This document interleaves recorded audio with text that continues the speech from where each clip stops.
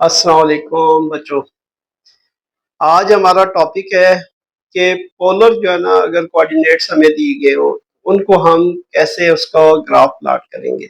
यानी polar form में equations अगर दी हो तो हम उसको कैसे ड्रा कर सकते हैं। तो उसमें दो चीजें हैं, या वो सर्कल की इक्वेशन बनेगी या लाइन की इक्वेशन बनेगी। ठीक हो गया।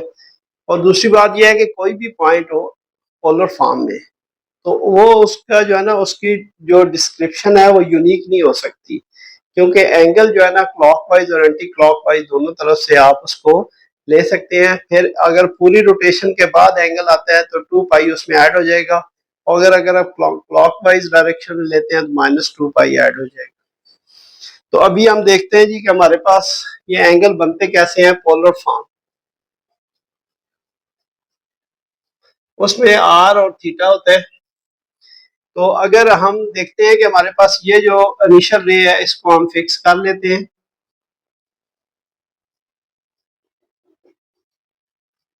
और दूसरी ये रे जो है ना मूव करती है, ये आर और थीटा पॉइंट होता है पी, और ये एंगल जो है ना थीटा आपका एंटी क्लॉकवाइज या काउंटर क्लॉकवाइज होता है।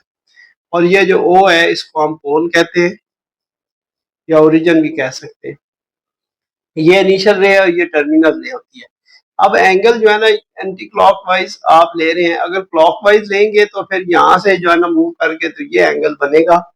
तो ये एंगल जो है ना टोटल इसका एंगल हो जाएगा। अब ये है कि अगर आपके पास इसकी जो है ना ट्रांसफॉर्मेशन देखें तो x equal to r cos theta होता है और y equal to r sine theta होता है। ये दो इसकी जो है ना पैरामीट्रिक रिप्रेजेंटेशंस होती हैं। तो r जो है वो क्या है, डायरेक्टेड है फ्रॉम o टू p। ठीक हो गया। और थीटा जो है ना इनिशियल रे टू ओ पी होता है, इनिशियल रे से ओ पी की तरफ। और अगर फर्ज कर ले r आपके पास 2 है, तो ये 2 यूनिट्स हो जाएंगे, यहाँ से ये 1 और ये 2। तो ये आपके पास सपोज जो है ना ये 2 यूनिट्स हैं, तो ये r हो गया 2। और थीटा जो है ना अगर पाई/6 है, तो ये आपके पास पाई/6। लेकिन इसी तरह r अगर 2 हो जाए, लेकिन यहाँ से जो है ना आप देखें तो ये आपके पास पाई/6 प्लस जो है ना आपके पास ये 2 पाई बाई पाई -2 पाई से पाई/6 आप निकाल लें, तो ये आ जाता है थीटा -11 पाई/6। तो इस तरह इसको यूनिक नहीं होती है, एक से ज्यादा जो है ना इसको हम डिस्क्राइब कर सकते हैं तरीके से।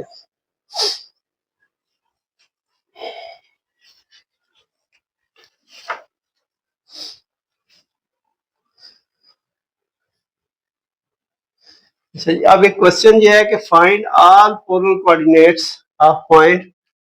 ठीक है, फाइंड ऑल पोलर कोऑर्डिनेट्स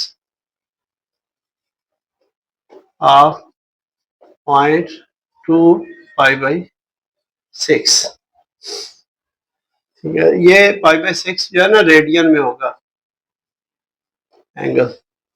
तो अब इसमें आप देख लें कि आपके पास ये इनिशियल हो गया, ये पाई/6 हो गया, तो ये 2 पाई/6 है, ये आपका एंगल थीटा। अब देखिए, एक तो ये हो गया आर अगर 2 हो तो ये पाई/6 हो गया थीटा। अगर आर 2 हो तो थीटा जो है ना 2 पाई इसमें और प्लस पाई/6 भी हो सकता है, और थीटा -2 पाई प्लस पाई/6 भी हो सकता है। फिर आर अगर जो है ना आपके पास 2 हो तो थीटा 4 पाई प्लस पाई/6 भी हो सकता है, थीटा -4 पाई प्लस पाई/6 भी हो सकता है। ये सारे इसके पॉइंट्स हैं जी। तो आप इसको अब जनरलाइज करेंगे तो आप n पाई कर सकते हैं। ठीक है, तो इस तरीके से आप जो है ना ये सारे पॉइंट्स इसके कर सकते हैं।